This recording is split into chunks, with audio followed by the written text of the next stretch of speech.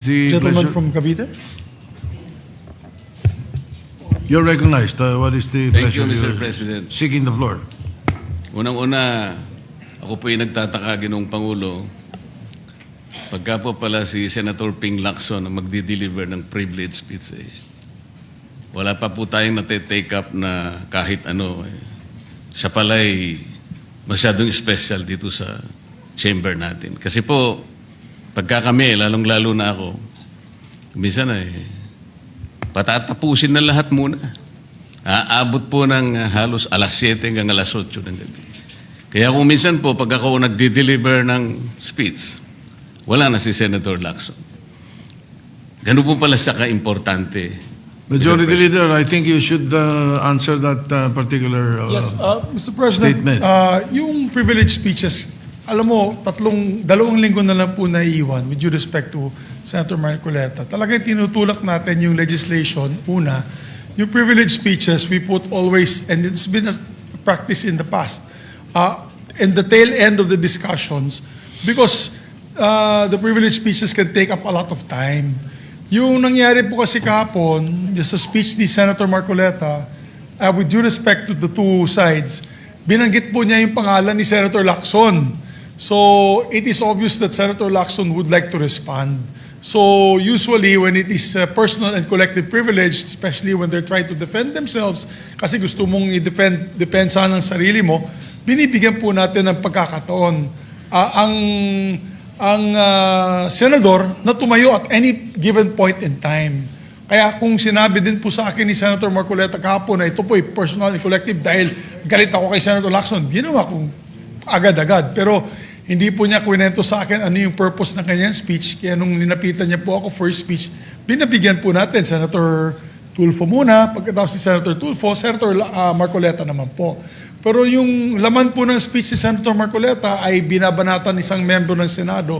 Obviously, that member of the Senate will stand and defend themselves. We have to give them priority. It goes for any member of the Senate, Mr. President. We will give the privilege to any member of the Senate. Thank you. All right, thank you. Mr. President, ang sinasabi ko lamang po ay ngayon ko lang po na nakita ang ganitong special treatment. Hindi ko naman sinasabi, Mr. President, na lahat ay ganito. Kasi po yung kauna-una, yung una pa po bago ito, Mr. President, naalala ko, tinapos muna lahat po ng bisita, pati po yung mga galing sa Southeast Asian Games. At kahuli-hulian nga po, inabot po ako ng alas 8 ng gabi. Yun lamang po. Ngunit gusto ko pong makapagtanong sana sa ating ginagalang na Senator Ping Lacson kung siya po ay papayag. My pleasure, Mr. President. Hindi ko po alam, Mr. President, Your Honor, kung paano ko... Sana ko mag-uumpisa sapagkat hindi ako ang subject matter nung aking diniliver na privilege speech kahapon. Kaya kung sagutin at iisa-isahin sa inyo, ngunit ang nangyari, parang ad hominem ang nangyari. Sa akin po, natutukoy lahat ang inyong privilege speech ngayon, samantalang ang inaasahan ko ay sasagutin nyo yung privilege speech kahapon. Kasi kung ganun pong mangyayari, Mr. President, malilihis na naman po tayo sa inaasahan ng ating mga mamamayan. Dito lilitaw ngayon ang nauna pong mga patakarang nakita ko sapagkat kailanman hindi natin makakalimutan at huwag nating kalimutan na talaga pong nilimas po ang kabangbayan. Yun na po yung gusto nating pag-usapan dito.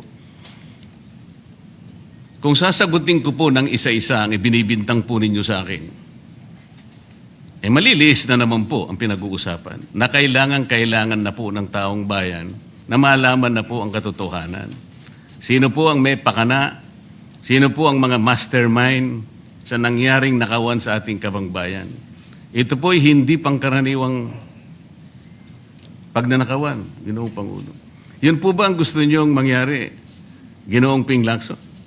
Negative po. Siguradong hindi po yon. Bakit kayo po? po naglilihis, sino pa po nagsimula nito? Nung Bakit una pong po? privilege speech ninyo, hindi ko na sinagot kasi ayoko magkagulo. Pero enough is enough. Kahapon, nanonood ako sa aking opisina, gusto kong bumaba, kaya lang malalim na ang gabi, at ayoko maabala yung trabaho sa Senado. Kaya nagsabi ako sa ating Senate President, at ito'y na-manifest niya kahapon, narinig ko, na I was told na sasagot ako ngayong araw na ito. Wala pong gustong maglihis sa usaping flood control. Ako nga po, very passionate po ako dyan, mulat sa pool. Wala po kayo rito. Ako po'y talagang lumalaban sa korupsyon. Pagdating sa national budget, pagdating sa lahat ng usapin, hindi nyo po matatawaran ang aking hangarin, maituwid ang lahat ng katiwalian dito sa ating bansa dahil hindi po tayo muusad. Pero enough is enough. Patuloy po kayo sa pag-atake sa akin. Balikan nyo po, res ipsa loquitur. Andyan po lahat eh. Wala po ko inimbento. Salita nyo po lahat yan eh. Sabi nyo, iniinsulto ko kayo. Sagutin nyo po. Totoo po ba o hindi yung ating napanood sa mga video? Totoo po ba o hindi yung aking mga binanggit? Tapos na po kayo. Tapos na po. Kasi po ganito May I eh. suggest that the two gentlemen address the chair instead of addressing each other? Sorry, Mr. President. Pagpaumanhin po ninyo, Ginoong Pangulo, ngunit nakakalimutan po ng ating Senator Ping Lacson na siya po ang nagumpisa sa ngayon lang eh. Ako rin po ay defensor ni Diskaya. Palagi niyang ipinipilit yon. Hindi niya makalimutan ang sinabi ko na nung ako po ay nasa Blue Ribbon Committee, tungkulin ko po kasi na ipaglaban ang sino man, witness man siya, resource person, siya po ang kauna-unahan na nag-apply ng Witness Protection Program. Sa aking palagay po, nung panahon na yon, ay kakailanganin namin siya sapagkat mga pangalang malalaki ang dapat na makuha natin. Hindi naman siya, ang ibig ko sabihin, si Diskaya po ang mismong nagbigay po ng kanyang kagustuhan. Nung una po, Mr. President, ayaw ko ang maniwala sa kanya. Kaya sinabi ko sa kanya, gumawa ka ng sulat, kahit sulat kamay, para sa ganon, walang masabi ang iba na parang ako pang nag-initiate sa'yo dahil hindi kita kakilala. Kailangan malaman muna natin kung ano ang laman ng iyong testimony. At kailangan ma-determine natin kung talagang meron kang may kukontribute na mga pangalan. Kasi importante na lumitaw ang mga pangalan ng mga taong talagang utak ng pagnanakaw na ito. Yun po ang pinag-umpisahan nun eh. Dahil mabigat ang kanyang gagawin, Mr. President, nakita ko sa kanyang kagustuhan na siya'y sumailalim sa Witness Protection Program. Kinilala ko naman yun, Mr. President. Malalagay nga sa alanganin ng buhay niya. Yun po naman yung nakalagay sa batas eh. Bakit ngayon akusahan ako na ako pa ang nagdidepensa sa kanya? Nandun naman po sa batas eh. Kaya nga po nang ipilit po ng ating DOJ Secretary na pinipilit niya magkaroon ng restitution, sinabi ko, wag mong gagawin yan. Wala naman sa batas yan eh. Ipipilit ninyo sa pamagitan ng memorandum ninyo na kahit wala sa batas para siya maging katanggap-tanggap na witness protection program witness, ay gagawin yung mag-restitute siya. Wala po sa batas yun, Mr. President. Yun po yung nilalaban ko. Kung napagkamalan niya na dinidepensahan ko, hindi po pwede yung ganon, Mr. President. So ngayon, hanggang ngayon, pati ba naman ng asawa ko na independent director, kakalantariin pa rito. Saan ba natin pag-uumpisa ng pag-uusap na ito? Pagkatapos, ipipilit na naman ninyo yung Kalayaan Island Group. Ano po ba patakaran dito, Mr. President? Ginoong Lacson? Kailangan bang samot-samot ang gagawin mo para sa isang privilege speech? Kayo po'y matagal na sa Senado. Alam ko po, kabisado nyo yung patakaran dito. Ang isang privilege speech na katutok lang sa isang subject matter. Pero ang gagawin po ninyong samot-samot ito, at pagkatapos ay mag-uumpisa kayo na parabang ang nilalaman ng privilege speech ninyo puro ad hominem. Wala po tayong matatapos dito. Ang hangarin po natin dito ay yung subject matter na pinipilit natin sapagkat ito po ang inihintay ng taong bayan. kung sasagutin ko po ng isa-isa at ang iba po'y sinagot ko na, ay lalayo po tayo. Ang akin pong tinatanong sa aking privilege speech kahapon, ay bakit parang hindi ninyo pinagbigyan ang ibang mga tao na napakarami nilang dapat sabihin para sa ganun malaman natin ang katotohanan. Kayo po ang nagsabi, Senator Lacson, Mr. President, napupuntahan natin lahat ng lugar na kung saan ang ebidensya. Hindi po ba kayo po'y nagpahayag noon dito sa plenaryo, Mr. President, Senator Lacson, na sinabi nyo na ang presidente ay name drop ni Yusek Bersamin. Hindi ko man lang po nakita yung kanyang katauhan na ipinatawag nyo dito. Samantalang napakalaki ng dapat niyang ipaliwanag sapagkat kayo po ang nagsabi sa pamamagitan ng pagtitiwala ninyo sa ibinigay na testimony ni Yusek Bernardo na niname drop niya ang presidente.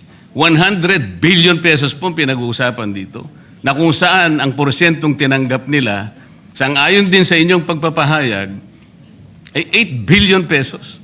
Nagtataka po kami, ang taong bayan, hindi nyo man lang pinatawag si Yusek Bersamin. Nagtataka din po ako. Alam po ninyo ito.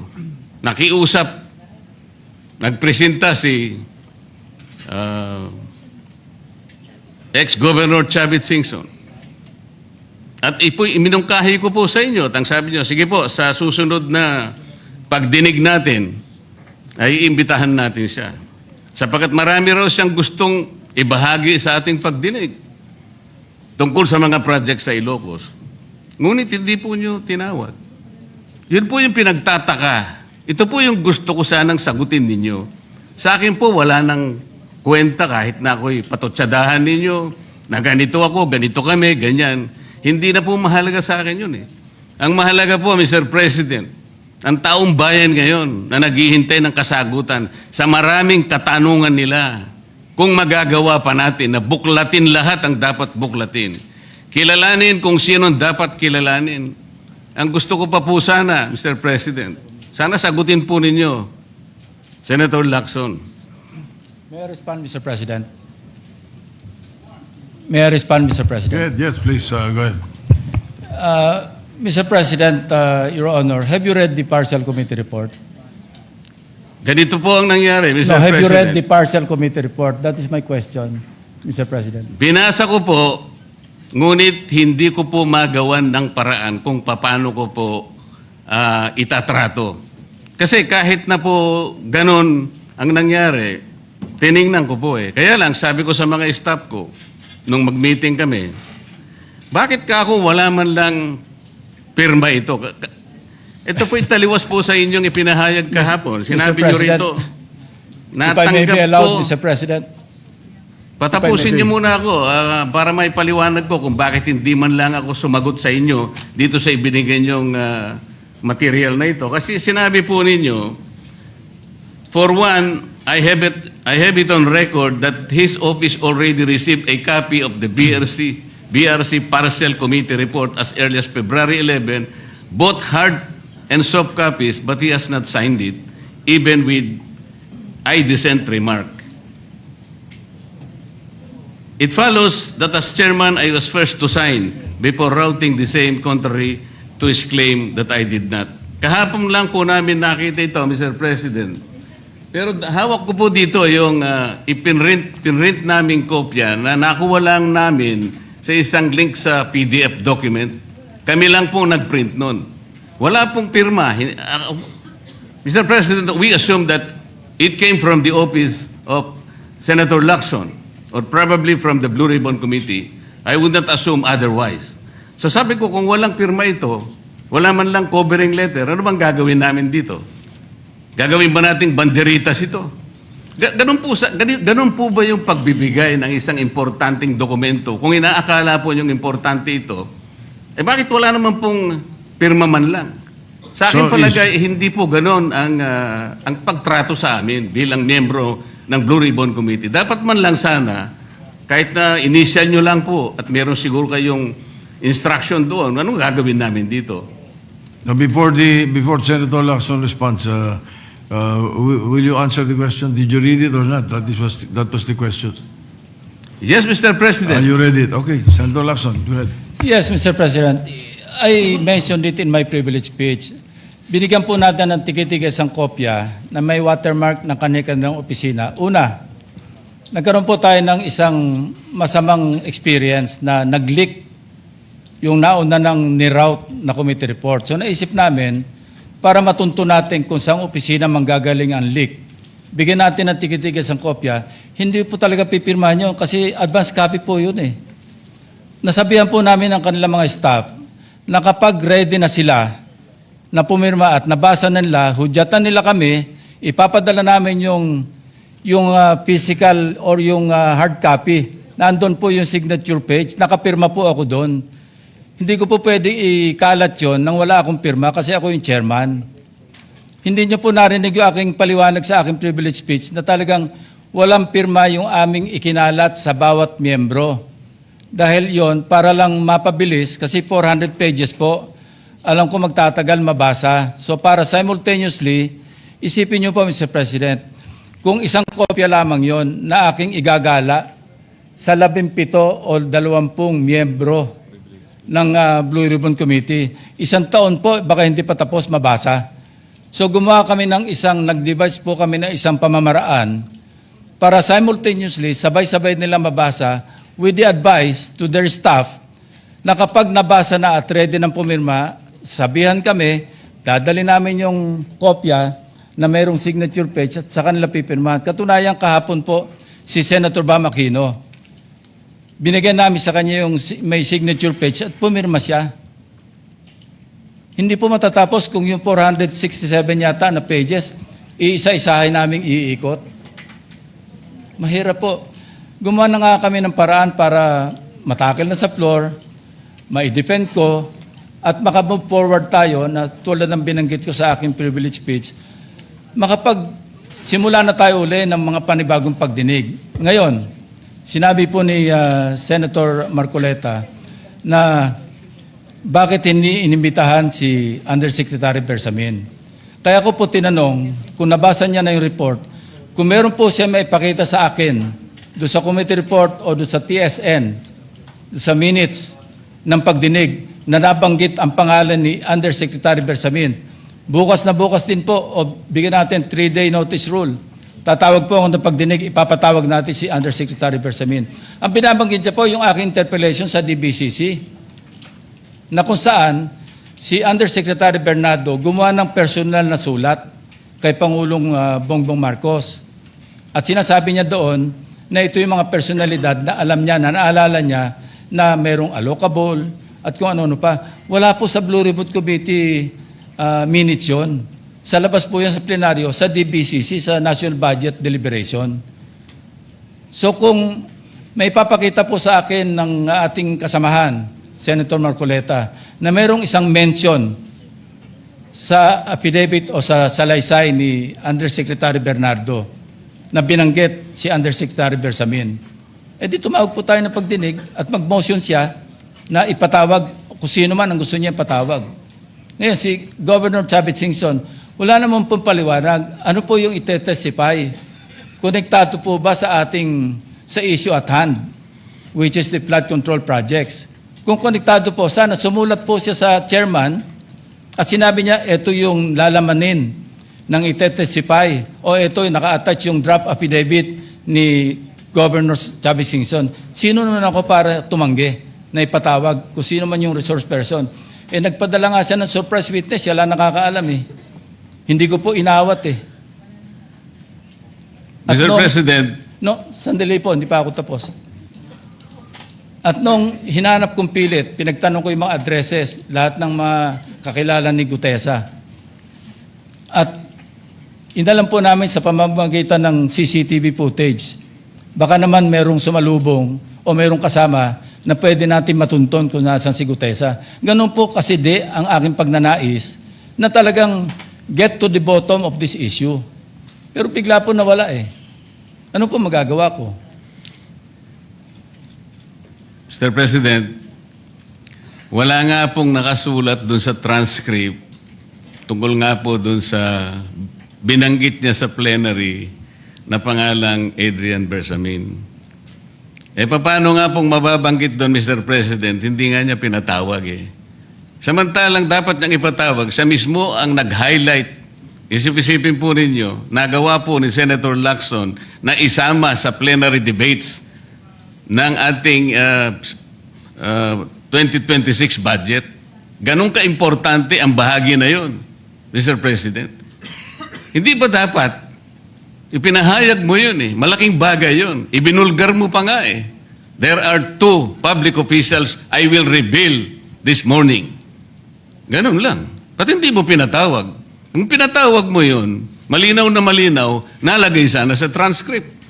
Ganun lang naman ang ibig sabihin eh. Sa mga tweet, iniwasan po, Mr. President, para hindi malagay sa transcript. Pagkatapos ikakatwiran po ninyo, kung nasa transcript, di sana pinatawag ko. Baligtad po ang ginawa ninyo, Mr. President. Katulad din po sa 30 Nara Street sa South Forbes. Ilan po yung binanggit ng mga tao doon? Hindi ko po sinasabing totoo yun. Pero for purposes of the inquiry and investigation, kung talagang ganun, kalawak ang inyong pananaw. Dahil pati nga po yung pagpunta ni Gutesa, pati CCTV po pinakita ninyo. And dami po sana ang pagkakataon na nakita sana lahat ng mga binanggit ni Saldico na mga ginamit na sasakyan. Makikita doon sa pagitan ng alas 9 hanggang alas 10 ng umaga. Tawagin natin yung kung sino man yung security agency doon. Pero hindi po ninyo ginawa eh. Pero sasabihin po natin, you wanted to emphasize one point. Kung nasaan ang ebidensya, ay talagang pupuntahan natin. Kayo po ang inconsistent eh. Pagkatapos ako ang sasabihin ninyong inconsistent. Ang dami po eh. Nakiusap ako na, sabi nga natin, ang dami pong tumuturo sa pangalan ni Martin Romualdez. Inimbita po ninyo, hindi dumating, nakiusap ako, naimbitahan uli, ang sabi po ninyo sa magitan ng inyong interview, kung pupunta siya rito, welcome. Kung hindi siya pupunta, wala tayong magagawa because of inter-parliamentary courtesy. Mr. President, hindi po karaniwang pagnanakaw ang nangyari sa kasaysayan ng ating bansa.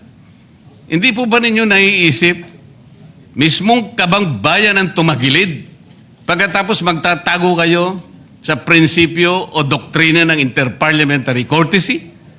Kung ako po ang chairman ng Blue Ribbon Committee, Mr. Chair, Mr. President, hindi ko po igagalang interparliamentary immunity sapagkat ang pinag-uusapan dito ay interes ng mamamayan. Huwag po tayong magtago kung saan-saan. Sinabi po ninyo, Mr. President, Senator Lacson, yung Apostille Convention.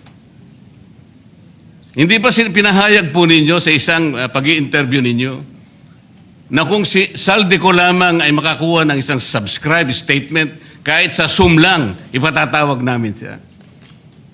Bakit hindi po ganun ang ginawa ninyo? Pwede naman siyang mag-Zoom pagkatapos na magkaroon ng apostilled sworn statement. Bakit hindi po ninyo ginawa? Meron naman pong Zoom eh. Natatakot yung tao. Nanganganib ang kanyang buhay. At palagay ko naman, nanganganib nga talaga. Iintay pa po ninyo na humarap sa inyo? Pwede naman ang Zoom eh. Kung talagang gusto nyong tuntunin ang lahat ng mga ebidensya na dapat nating puntahan. Ito po yung pinupunto ng aking privilege speech kahapon. Eh. Hindi ko nga po alam na kapag ako po ang magdi-deliver ng privilege speech, Mr. President, palagi po kayong nawawala. Kasi nga, nasa bandang huli na po ako eh.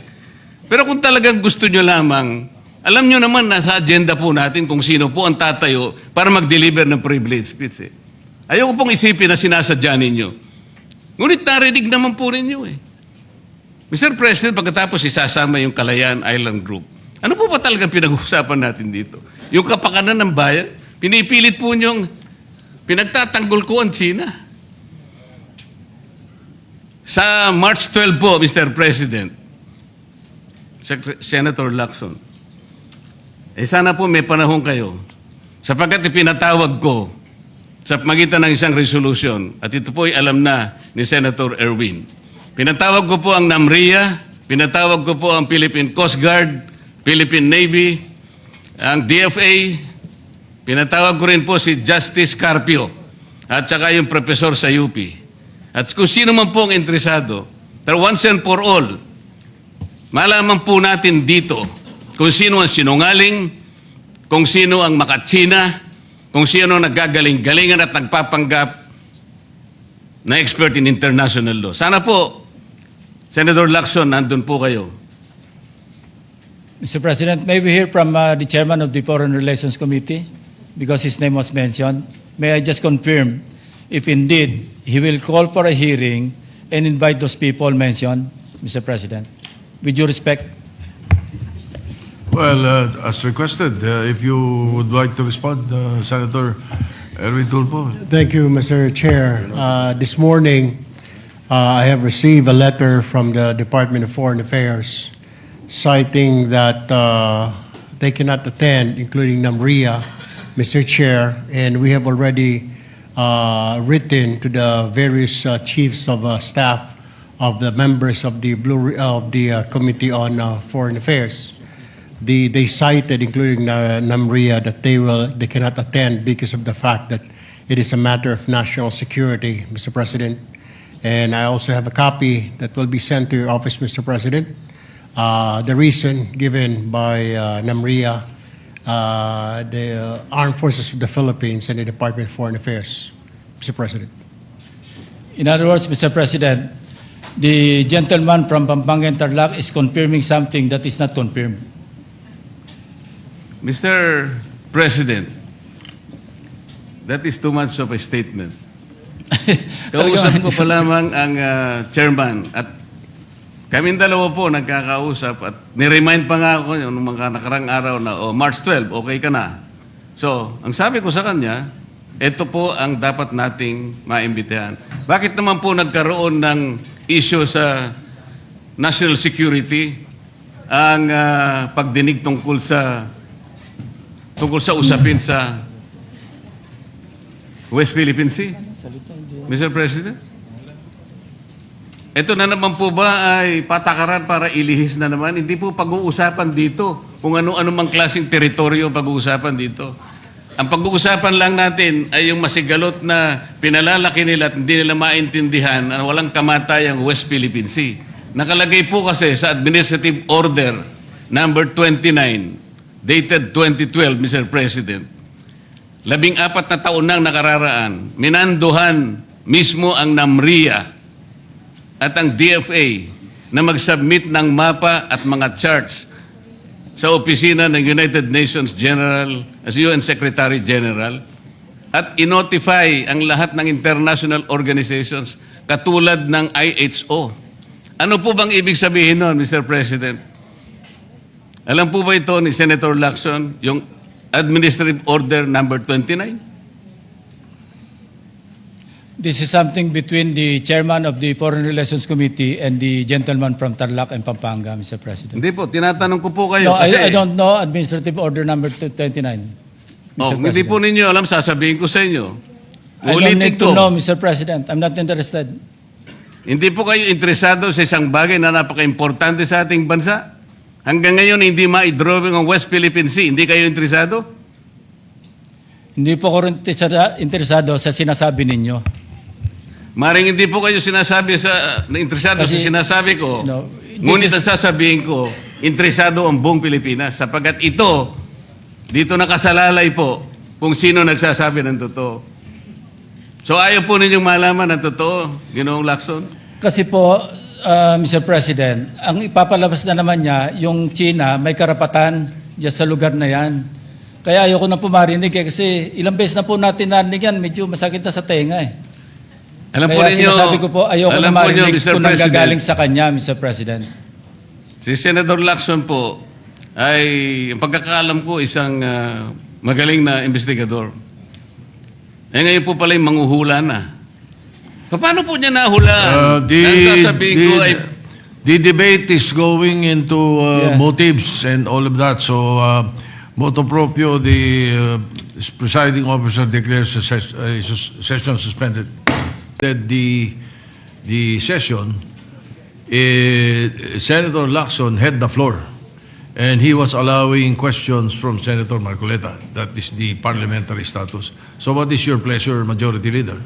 Maybe we can request or ask the pleasure of the gentleman from Cavite. I will allow, Mr. President, but if he hits me, I'll hit back.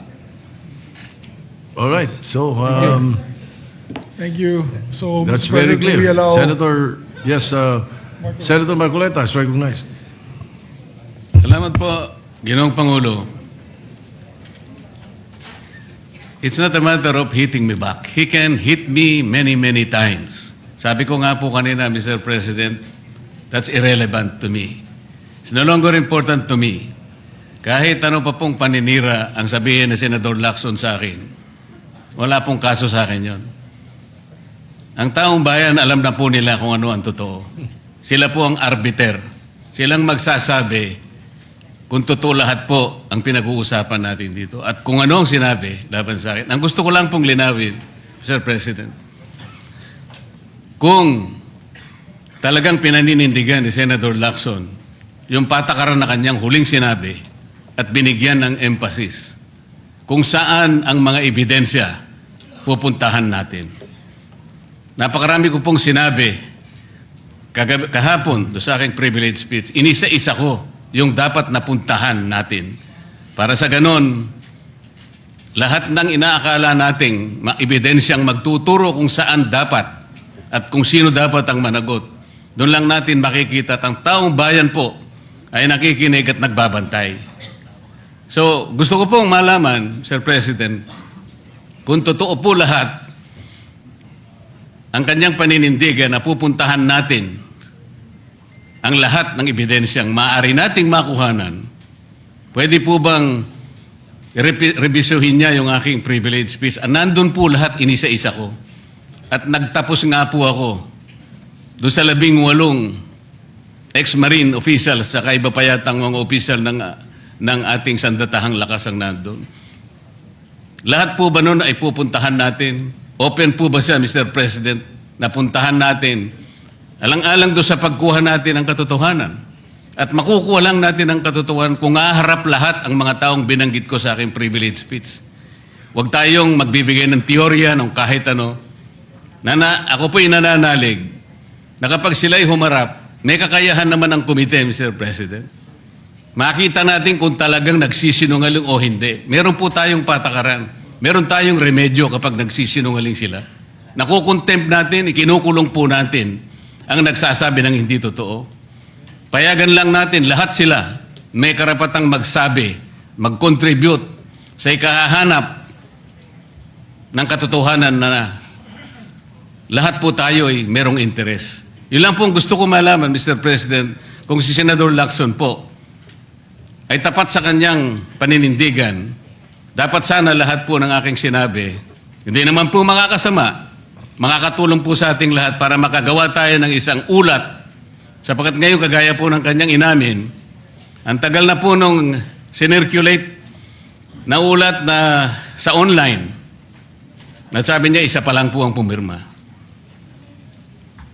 So, pwede po bang malaman sa ating kasama, Senador Lacson, lahat po ba nung aking binanggit sa aking privilege speech ay tutunguhan natin sapagkat potential po na panggagalingan ng maraming ebidensya?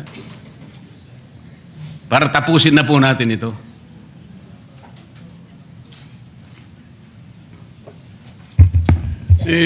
Senator Lacson sat down. He no longer has the No, floor. Mr. President. Senator, the Majority Leader. Yes, para wala na daw gulo, na di pa lalaking gulo, binulungan ako ni Senator Lacson. Yes daw. Kailan po kaya, Mr. President, mag-uumpisa? Ay, hindi ko na po alam yun. Kasi po, kung yes, bitin na naman po, Mr. President. Ayoko pong mabitin ng taong bayan, Mr. President. Kaya gusto ko pong malaman, kailan, anong oras, tuloy-tuloy po ba para sa ganun? Ay mapayapa naman ang kalooban ng ating mga kababayan. Mr. President, may I respond? Yes, Senator Lacson. Isa lang po ang pakiusap ko, baka pwedeng pirmahan niyo muna yung partial committee report. Seryoso po ba kayo? I'm serious, Mr. President. So we can get over it, no? Because that is a partial. And move forward. Yes, that's a Partial, and then you can move forward to the next one. That is But, correct, Mr. President. Paano ko po Yes, but, pipirmahan ang again, partial report, Mr. President? Ang gusto ko makumpleto muna, kaya nga po ako'y nakikiusap, puntahan po natin ang mga potential areas of evidence. Kung payag naman po kayo, umuuna kayo, tinatanong ko lang ngayon, meron na po ba tayong schedule? Sana mo po, kahit weekly lang, Mr. President, tapusin na po natin ito. I believe that the Committee on Rules should tackle that particular question because today I found out that those members, those so-called ex-military soldiers that you're mentioning and the people behind it, some members of Congress filed a case of cyber libel on them. And therefore, I think the Committee on Rules should check first whether we can call a hearing on that particular issue kung ganong merong kaso at meron ongoing case. Yun ang So Pangulo. I suggest that your question and the privilege speech and the ensuing debates thereafter be referred to the Committee on Rules. I would like to entertain a motion to that effect, Mr. Majority Leader. I don't think we can answer the question of Senator Marcoleta now because of that particular issue. Yes, Mr. dahil, President. dahil po ba, Mr. President, merong nagsampa ng demanda doon sa mga tao inakala nating makakatulong sa atin? Magiging sagwil na yon para hindi natin sila tawagin. So, ibig sabihin pwede palang i-demanda na lang at ang gustong magkukusa na pumunta rito, tapos na tayo. I cannot answer your question. That's the reason I'm saying that we should ask the Committee on Rules to rule on that. You can be right, you can be wrong. But I do not want to answer you and tell you that you are right and that we can do that. It's Kaya nga better po. that we have the Committee on Rules decide. You are a member of the Rules Committee. Why don't you take it up?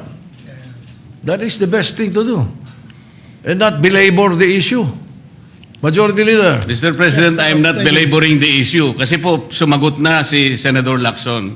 May pagpayag na po. So wala na pong problema doon. Ang pinag-uusapan na lang para malinawan, schedule na lang po hinihingi ko. Yes, he has not given the schedule yet, and he might even think of checking with the Rules Committee first on whether we can do that right away or not. Salamat po, Ginoong Pangulo. Majority Leader. Thank you, Mr. President. The good Minority Floor Leader would just also want to weigh in. The Minority Leader, Senator Alan Cayetano, is Mr. recognized. President, good afternoon. Sir President, obviously po, iba ang point of view ng dalawa nating kasamahan. Pareho nating ginagalang.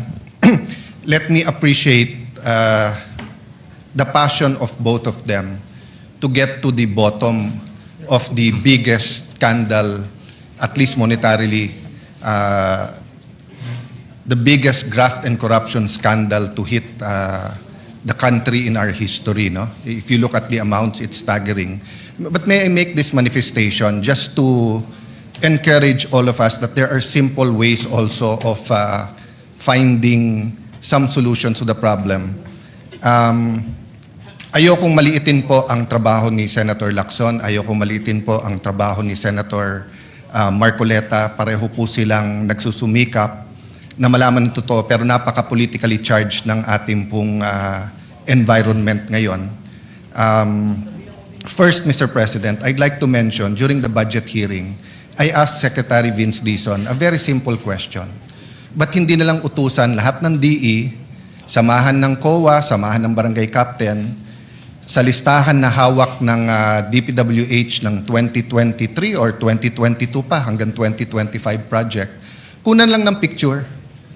Para kung may picture at hindi pa bayad, hindi ghost yon.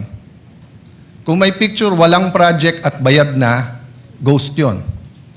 Kung may problema, substandard o kung ano man, kita na natin sa picture. Kasi si Senator Lacson na mismo ang nagsabi din sa atin na as time goes by, umiiba yung numbers ng actual na ghost at hindi. No? Number two, Mr. President, I think many of us, and I'd like to appreciate Senator Win Gatchalian here, cautioned that when there are investigations sa graft and corruption, minsan mas malaki pa ang tama kapag ka natigil yung mga projects. I brought this up sa DPWH na pag kinancel nyo lahat ng project, baka walang kumuha niyan. But since yung top 10, nandun, instead of bantayan, insist, wag bayaran, kinancel lahat, so nakatiwangwang most if not all. But number 3, I approached Senator Win right before I asked